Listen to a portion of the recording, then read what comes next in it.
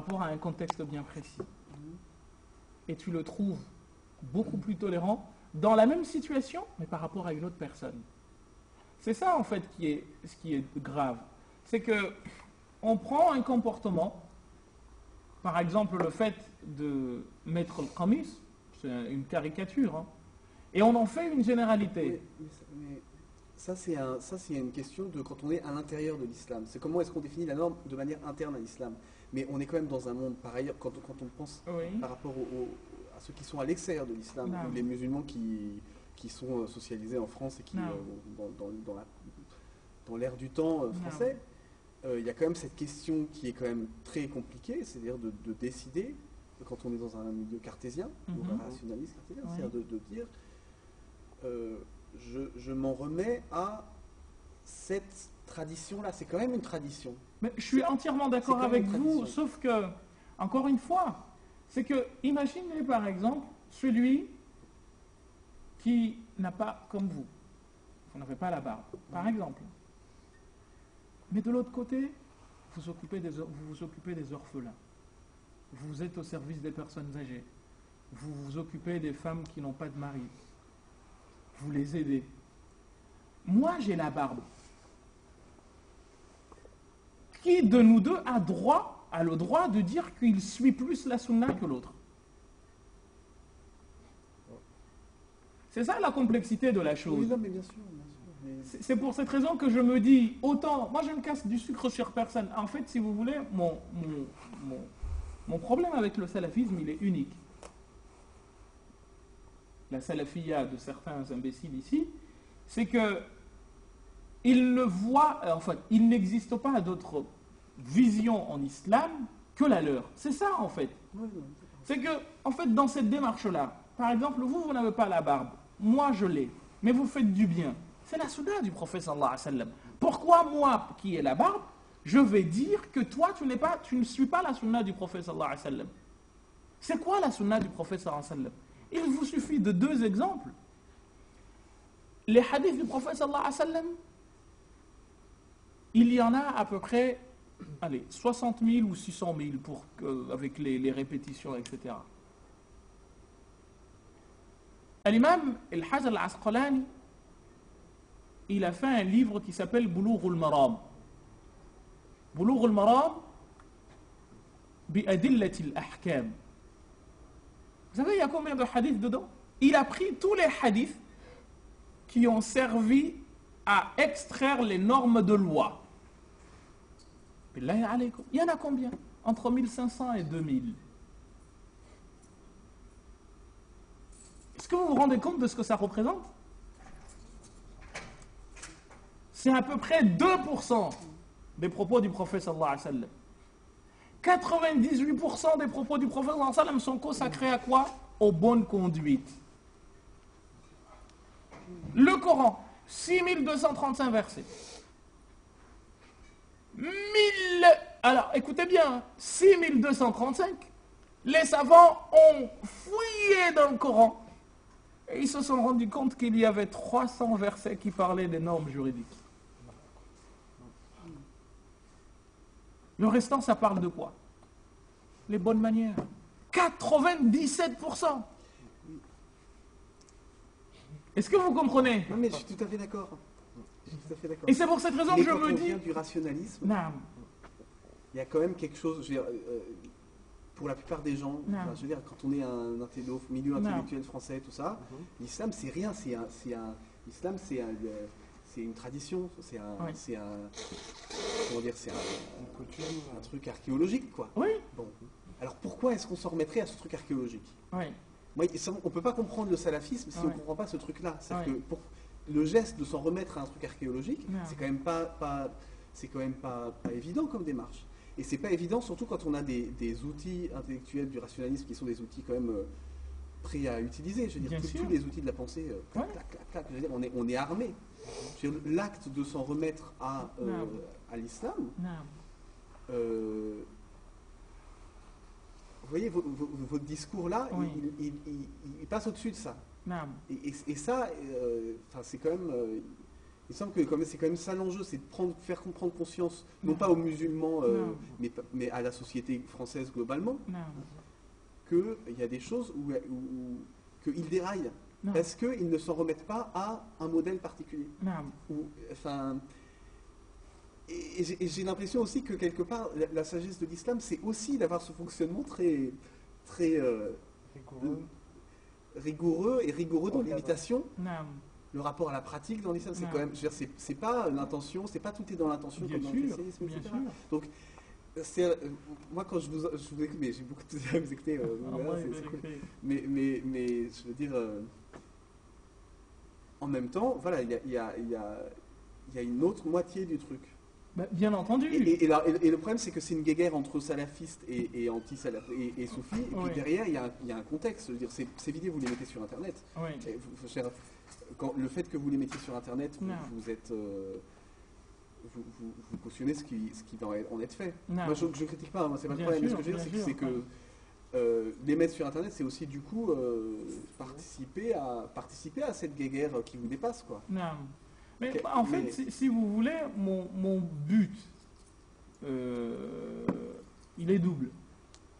Le premier, c'est de montrer qu'il y a une autre alternative. Le deuxième, c'est au contraire de participer à faire cesser la guéguerre. Dans quel sens? Dans le sens où, encore une fois, moi j'en appelle au libre arbitre. Dieu nous a créés, s'il voulait, comme c'est dans le Coran, « Si Dieu voulait, tous ceux qui sont sur terre auraient cru. C'est ça mon emblème. Et que partant de là, on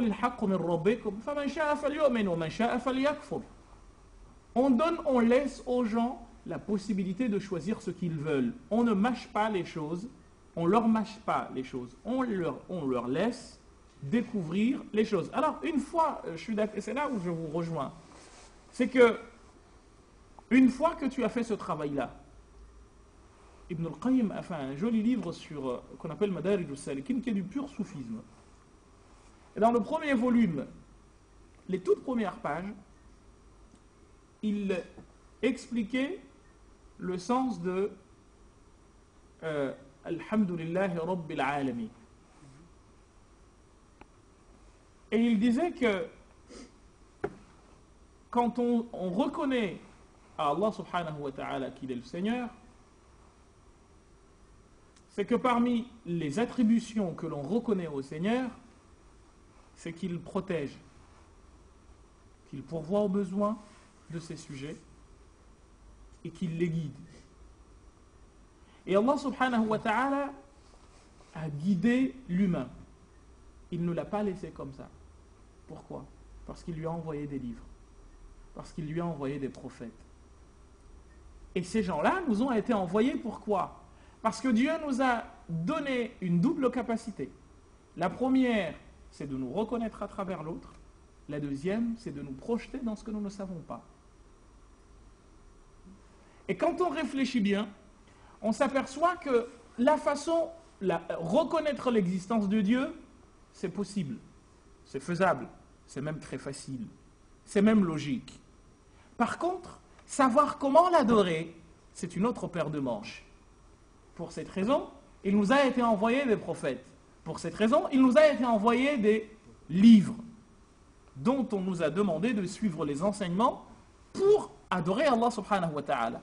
Et j'en veux pour preuve cette belle parole de Ali ibn Abi Talib qui disait que si la religion était entièrement logique, eh bien qu'est-ce qu'on aurait fait? On aurait mouillé, quand on fait ce qu'on appelle al-masa' al-khuffayn, on aurait mouillé la plante des pieds et non le dessus.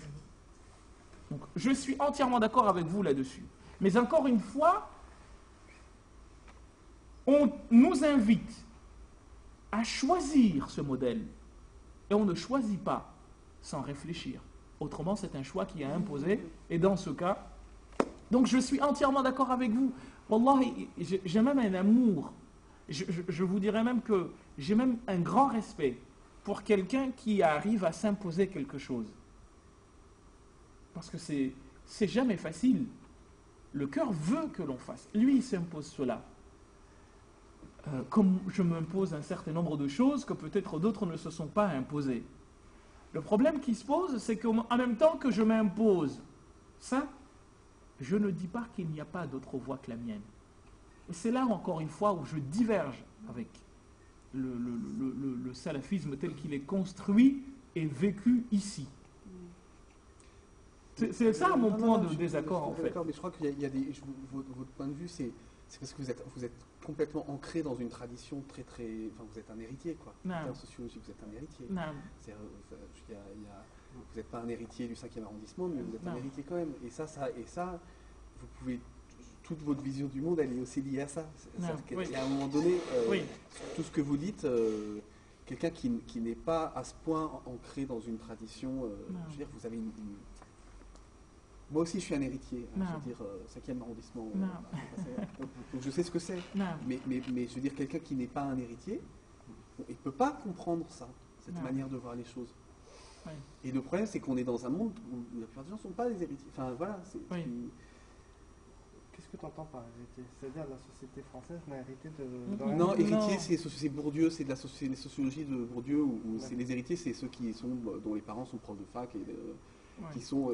C'est ceux qui sont bons à l'école parce que leurs parents étaient bons à l'école et que l'école fait que reproduire tout ça. Donc ça, c'est ça auquel je fais référence. Et en fait, en islam, enfin voilà, il a baigné dedans, disons. Ouais, voilà, c'est quelqu'un qui a tellement baigné dedans qu'il peut à ce point être mépriser les gens qui sont, enfin pas mépriser, en tout cas être énervé par les gens qui sont scolaires, qui sont... mais il a raison, de son point de vue, il y a de quoi être enragé face à... Non mais il y a de quoi, il y a tout à fait de quoi. Non, en fait non, tu as parlé tout à l'heure de rationalisme, mais c'est pas rationnel de laisser les gens choisir, justement. Non, mais en fait, je pense que vous comprenez pas, vous comprenez peut-être pas ce que le frère veut dire, c'est que, en effet, il y a des gens qui ont besoin d'un... Pas seulement de taqlid, mais il y a des gens comme ça, des gens très scolaires qui ont besoin de la note, du bâton, pour bouger. C'est le système, on baigne là. On baigne, toute la société française. C'est qu'on a besoin quelque part d'un bâton pour nous rappeler à l'ordre. Or, en fait, cela, encore une fois, je ne sais pas si vous vous rappelez une phrase que je vous ai dite de Rabi'a, qui disait, et je suis d'accord avec le frère, c'est que c'est ce à quoi tout le monde devrait aspirer, au fond. Parce que Rabi'a a dit, Ya Rab, Seigneur, ma abadtuka hina abadtuk. Je ne t'ai pas adoré quand je t'ai adoré ou quand je t'adore, khawfan min an-nar, par peur de l'enfer, ou tam'an fil jannah, ou par envie pour le paradis. J'ai seulement su que tu étais un Seigneur, qui méritait d'être adoré, je t'ai adoré. Donc ça devrait être ça le... Mais encore une fois, il y a des gens qui ont besoin qu'on leur parle de l'enfer pour comprendre, pour se mettre au travail. C'est l'individu, chacun est fait, mais c'est aussi ça, je pense, c'est la profondeur même, ça atteint un niveau où c'est trop élevé pour le commun des mortels, certains d'entre nous. Non. Et il y a une phrase où Allah aussi dans le Coran, il dit, ne dites pas que vous croyez, mais simplement vous êtes soumis, parce que la foi n'a pas encore pénétré votre cœur. Et je pense qu'aujourd'hui, en France aussi, c'est relié à une personnalité, comment ça s'appelle quand on dit pas, un complexe d'infériorité aussi, parce que c'est un contexte où aussi les gens de cité, les ceci, ceux-là, ils ont baigné toute leur vie dans une atmosphère un peu à droite, à gauche. Quand ils embrassent l'islam, ils veulent être directement rigides, changer, comme il a expliqué tout à l'heure, passer du coq à l'âne, de ceci, cela. Mais tôt ou tard, il va tu t'as beau chasser le galop. Donc il faut aller petit à petit, comme il a bien expliqué. Et c'est la profondeur de l'esprit, la fond, avant de mettre la forme. Et le problème aujourd'hui, on se retrouve dans un mode de vie où les musulmans valorisent en tout cas la forme avant même le fond. Ouais, mais le fond est lié à la forme. Et en même temps, la pratique permet d'accéder à des choses. Normalement, on met le fond à l'intérieur et ensuite, par ce fond-là, la forme. Les salaf avaient une phrase qu'ils disaient tout le temps, El wa'yu qabla as-sa'i. C'est la compréhension avant de bouger. Qu'il faut d'abord que tu saches où tu vas, d'où tu viens, où tu vas et qu'est-ce que tu veux. Autrement, tu bouges et tu fais le travail de Sisyphe et tu ne termines jamais. Donc le problème, en fait, mais c'est un joli débat qu'on pourrait continuer des heures, parce que en effet, ça nous appelle déjà à de la modestie, parce qu'on n'a pas le droit de montrer du doigt des gens. C'est les salafs, c'est comme si, c'est comme ça. Non. Il y a une critique à avoir. et encore une fois, et c'est ce que je vous dis tout le temps, et je ne vous le dirai jamais assez, il faut lutter contre toute forme d'obscurantisme, même l'obscurantisme intellectuel. C'est-à-dire que dès lors que tu as une personne qui se dit « c'est moi et pas autrement », tu dois même être convaincu de ce que tu penses. Hein. Parce que les gens ne font pas ce distinguo. Moi, je crois que ça, c'est noir. J'ai le droit de le défendre bec et ongle. Par contre, je n'ai pas le droit de dire que toi, tu le vois bleu. Je n'ai pas le droit de t'empêcher parce que je ne sais pas, peut-être que tu es daltonien. Et dans ce cas, qu'est-ce que je vais faire?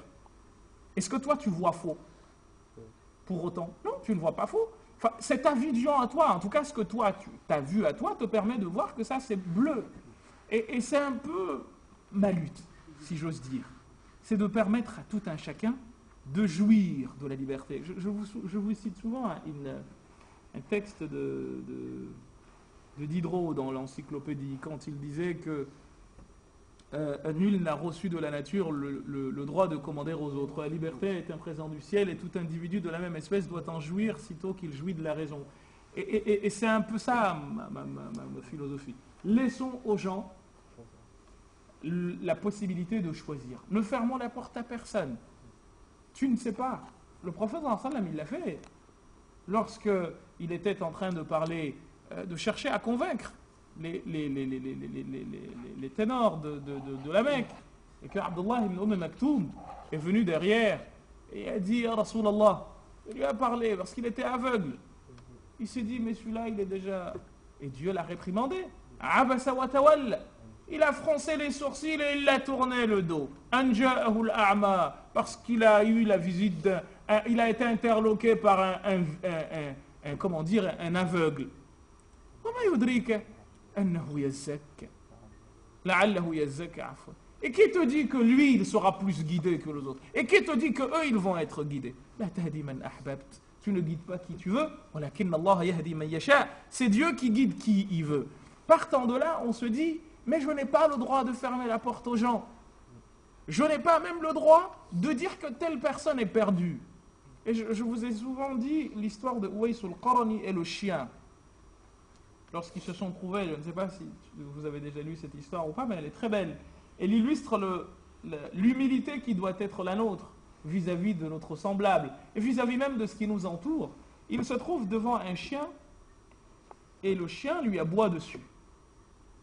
Dans une déchetterie, parce qu'ils étaient en train de manger. Et Uwais al-Qarani, c'est quelqu'un dont le prophète sallam a parlé en bien, a recommandé à Omar, à Abu Bakr, à Ali, d'aller le voir et lui demander un dua pour que Dieu les fasse entrer au paradis, comme c'est dans le hadith sahih. Uwais al-Qarani se trouve donc devant le masbala, devant le chien lui aboie dessus. Quelle a été sa réponse? Qu'est-ce que nous aurions fait? Prendre un caillou et le lui jeter. Il lui dit quoi? Ya kalb, kul ma indak, watrukni akulu ma ind. Mange ce qu'il y a devant toi et laisse-moi manger ce qu'il y a devant moi. Wa'lam, et sache. Regardez, il parle à quoi? Il parle à un chien, un klebs, comme on dit ici, un klebard. Wa'lam, sache que annani, que si Dieu me fait échapper aux punitions et aux châtiments de la gêne et me fait entrer au paradis, je serai mieux que toi. Mais si en revanche je n'échappe pas aux punitions de la gêne et que Dieu m'a fait entrer dedans, tu seras mieux que moi. Regardez la considération que c'est.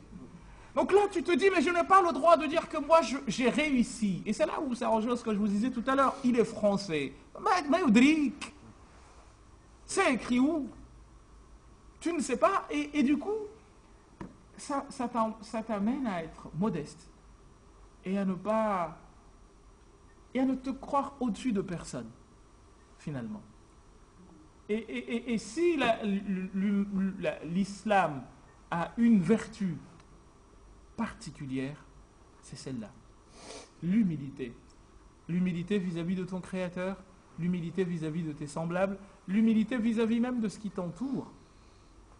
Parce qu'en fait, tu te dis, de même que tu as reçu une âme de ton Créateur, ce qui t'entoure en a reçu une. Tu n'as pas le droit d'intenter à celle-ci, comme eux n'ont pas le droit d'intenter à la tienne. Et comment voulez-vous qu'à partir de là, vous voyez, on mange une vache, je mange la viande de la vache, mais parce que j'en ai besoin. Et je me sais et me reconnais comme constituant la chaîne alimentaire, parce que demain, à mon tour, moi, je serai mangé par autre chose. Comment peux-tu, à partir de là, te croire au-dessus? T'es rien du tout. Et Allah subhanahu wa ta'ala nous dit dans le Coran, هل أتى على الإنسان حين من الدهر لم يكن شيئا مذكورا.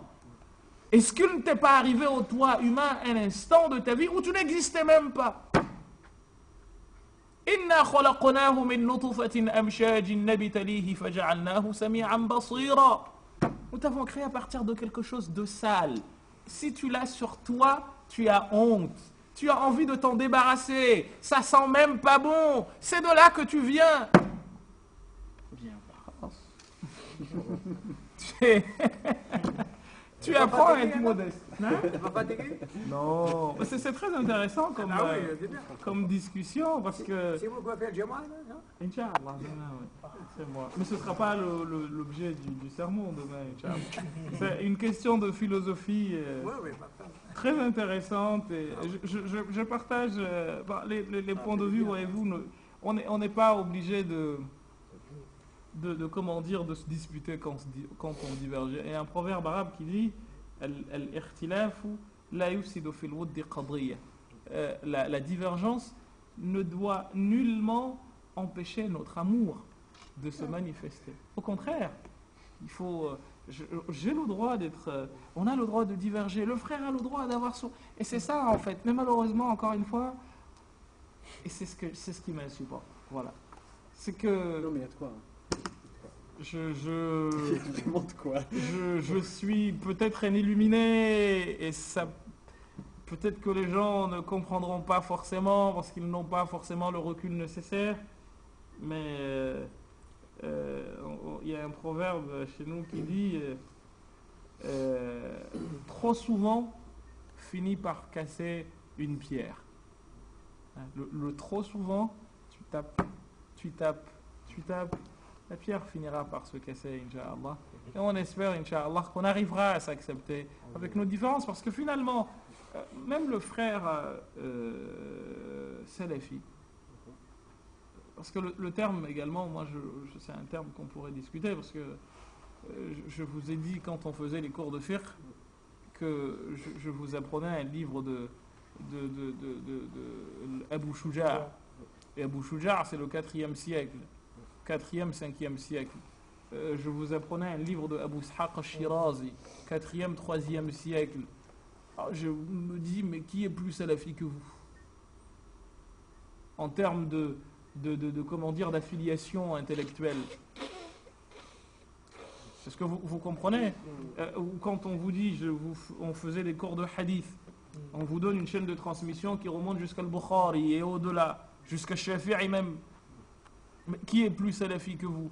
Donc c'est aussi quelque chose de... C'est un débat en fait... C'est un terme trompeur, c'est ça? C'est un terme trompeur parce que finalement, je pense que... Alors le salafisme c'est comme le soleil, pour moi. Le salaf c'est le soleil, il brille partout. Qui a le droit d'empêcher les autres d'être illuminés par le soleil? J'ai pas le droit. Enfin, à moins d'être atteint par une neurasthénie ou je ne sais quoi, mais bon. Donc, encore une fois, j'ai rien contre le salafisme en tant que courant. Ce qui me dérange, encore une fois, c'est le fait de vouloir qu'il n'y ait pas d'autre qu'il n'y ait pas d'autre vision que la leur. Parce qu'en fait, c'est que le salaf al-salih, ils nous ont appris une méthodologie. Ils ne nous ont pas appris des actes seulement. Ils nous ont surtout appris une méthodologie de travail, d'investigation. Avant de regarder le résultat que la méthodologie a produit, regardons la méthodologie elle-même. C'est d'ailleurs pour cette raison qu'on a... La science, c'est ça en fait. C'est la théorisation. Donc, comment j'ai Al-Shafi'i, par exemple, lorsque Abdurrahman ibn al-Madini il lui pose la question de savoir pourquoi lui, quand il discute avec eux, il arrive toujours à les dépasser. C'est-à-dire qu'il a été jusqu'à lui dire, mais écoute, تحفظ الحديث كما نحفظ الحديث. Tu connais les hadiths comme nous connaissons le hadith. تقرأ القرآن كما نحن نقرأه. Tu lis le Coran comme nous le lisons. وتتقن العربية كما نحن نتقنها. Tu maîtrises l'arabe comme nous la maîtrisons. Billah عليك. Pourquoi à chaque fois qu'on discute avec toi, tu arrives toujours à sortir des raisons et on n'arrive pas à... Tu nous mets à qui? Est-ce que tu pourrais nous faire un livre de méthodologie dans lequel tu nous expliquerais comment parvenir au résultat auquel toi tu parviens? Et c'est de là qu'il est parti pour faire un risala. Et ça ne veut pas dire que ça n'existait pas. Les ahkam qu'il a tirés, ils existaient au temps du prophète sallallahu alayhi wa sallam. Sauf qu'ils n'avaient pas de nom. Et lui, il est venu, il en a fait une science susceptible d'être enseignée. Al-Khatib al-Baghdadi, quand il arrive, il écrit un livre, Al-Fiqh wal-Mutafaqih, dans lequel il a trouvé des explications et des sources dans toutes les décisions que Al-Shafi'i a prises dans Al-Risala. Toutes les normes qu'il a tirées, il a trouvé une justification dans les hadiths du prophète et la pratique des compagnons. Al-Fiqh wal-Mutafaqih. Comme pour nous dire qu'en fait, c'était une sorte de théorisation de quelque chose qui existait déjà. Donc, il n'a en rien, de ce point de vue-là, inventé. Il n'a fait que théoriser quelque chose qui existait. Donc, malheureusement, aujourd'hui, nous avons laissé de côté, comment dire, les outils, comme disait le frère tout à l'heure, il y a une batterie d'outils, de réflexion. Pourquoi ça? Mais c'est si beau. Au usul al-fiqh, c'est de la logique pure, mathématique, A plus B. Pourquoi tu dis ça et pourquoi tu dis pas autre chose? Il faut voir en fait, c'est des maths. Moi je me rappelle avoir fait des cours de logique en maîtrise ou DEA, je ne me rappelle plus très bien, où on te disait, on faisait des calculs de maths pour tout x. X étant homme, comment dire, pour tout x. X appartenant à un homme, Socrate étant un homme, donc Socrate est mortel, on appelle ça un syllogisme. Et tu avais justement ce qu'on appelle des présupposés, comme dirait Russell, c'est-à-dire que tu as vu maman, je suppose derrière que tu sais qu'il y a une mère, et une mère qu'on partage en commun. Donc tu as vu maman, c'est que c'est ta mère à toi et moi. Et donc quelque part, il y a une sorte d'encodage qui se passe. Et usul al-fiqh, je vous promets, c'est 100% ça. Donc c'est jamais dit par... Et malheureusement, on a oublié ces trucs-là et on se fige. Mais il fallait voir la richesse de ces gens-là. Ce qu'ils ont réussi à nous sortir comme science, comme interrogation, mais des choses auxquelles tu ne pourrais même pas penser. Quand tu vois comment ils raisonnent, pourquoi tu as tiré telle chose de là, pourquoi Et Risala lisait, vous allez vous rendre compte. Pourquoi c'était souvent des questions. Pourquoi tu parles de ijma'? Où est-ce que tu as été chercher ijma'? Et ça peut vouloir dire quoi? Et pourquoi on s'en sert? Et quel peut en être le résultat? Tu regardes le contexte. Comment je vais pouvoir l'appliquer? Il y a le texte, il y a le contexte. Comment lier le texte au contexte? Et quel peut en être le jugement à tirer? S'il te manque une de ces quatre choses, il n'y a pas de fatwa.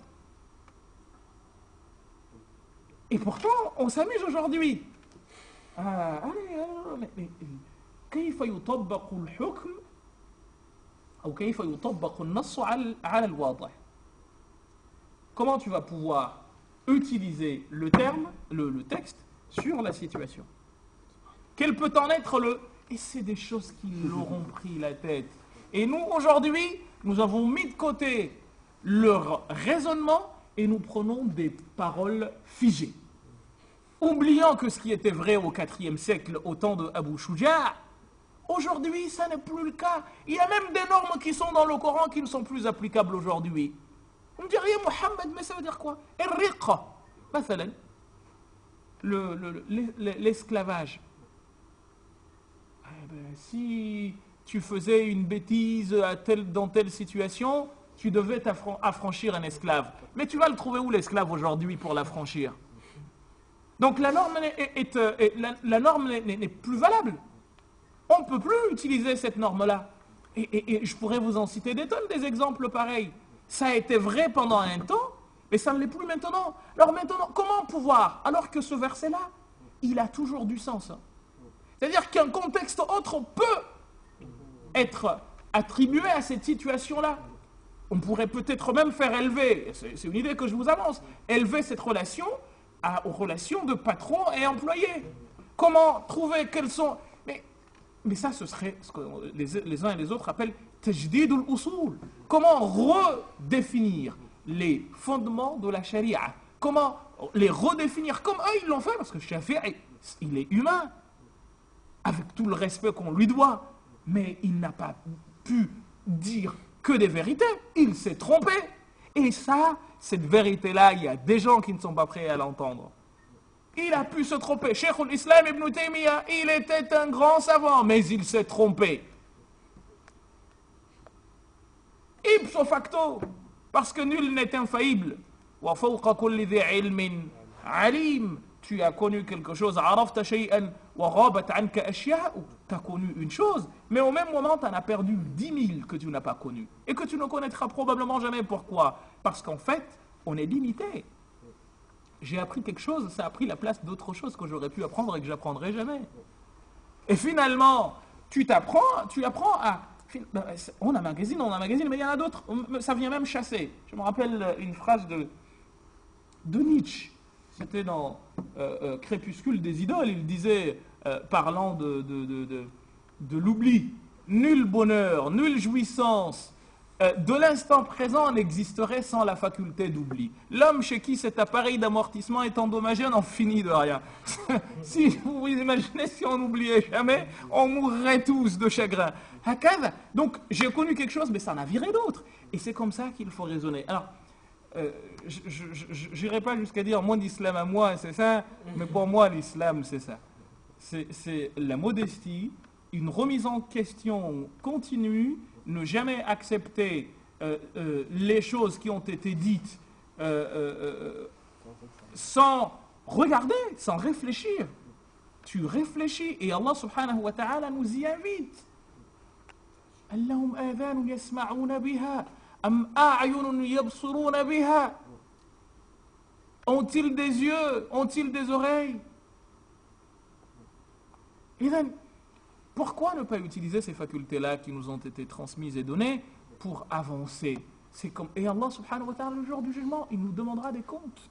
T'es-tu servi de ton intelligence, toi? Est-ce que tu as utilisé tes yeux? Est-ce que tu as utilisé tes oreilles? Pourquoi ces facultés-là, on ne s'en sert pas? Et c'est là où il y a le problème. Et ça, c'est quelque chose, des fois, je me dis,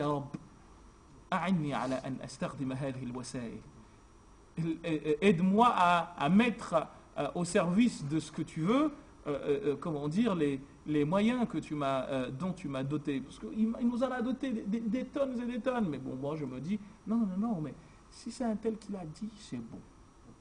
Je prends. L'autre, c'est ton droit le plus absolu.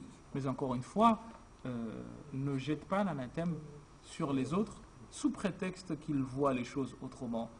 Allah subhanahu wa ta'ala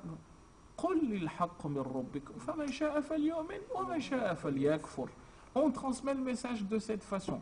Qui plus est, à l'intérieur de la communauté, j'ai le droit de voir les choses autrement que toi, sans pour autant être un non-musulman, sans pour autant... Mais je me rappelle une phrase qu'on a lue quand on lisait Al-Hikam al-Ata'iyya. Une phrase qui est attribuée à Ali Zayn al-Abidin, petit-fils du prophète sallallahu alayhi wa sallam, arrière-petit-fils du prophète sallallahu alayhi wa sallam, il disait رب جوهر علم لو أبوحوا به لاستحل المؤمنون دمي ولقالوا أنني عابد وثنا. يا سلام. Un brin de science que je connais, si je le laissais à la portée des gens, لاستحل المؤمنون دمي, il légitimerait mon sang ولقالوا أنني عابد وثنا, et dirait que je suis un adorateur d'idoles. Et malheureusement, on en est là aujourd'hui. C'est que même ce qui, encore une fois, ce qui était admis de tous est aujourd'hui remis en cause. C'est peut-être ça la vie, hein? Mais le prophète sallam nous a dit Inna bayna yaday Dajjal sanawat khada'at. Avant Dajjal, il y a des années mensongères. Yusaddaqu fiha al-kadhibu. Le menteur aura droit de citer, aura voix au chapitre. Il pourra s'exprimer. C'est en lui qu'on aura confiance. Wa yukadhabu fiha as-sadiqu. Et celui qui dit la vérité, on dira de lui que c'est un menteur. ويتكلم الرويبضة et الرويبضة il va parler قال يا رسول الله وما الرويبضة التافه في أمور الناس أو في الأمور العامة celui qui va parler de tout et de rien chercher à savoir celui-ci il est comme ci il est comme ça حتى يظهر سره للناس pour montrer ses défauts aux gens et malheureusement on en est là celui qui non mais ils ont bien catégorisé les gens en fait toi t'es jahmite, toi t'es je sais pas quoi, toi t'es je sais pas quoi. Mais même les termes, ils savent même pas les utiliser. Jahm ibn Safwan et l'Ash'ariya, ça n'a rien à voir. Oui, mais c'est ça le problème, ils confondent les deux en fait. Qu'est-ce que vous voulez? Jahm ibn Safwan, ça n'a rien à voir, mais il faut apprendre. Vous savez, جاهدهم بالقرآن وبالقرآن جاهدهم جهادا كبيرا.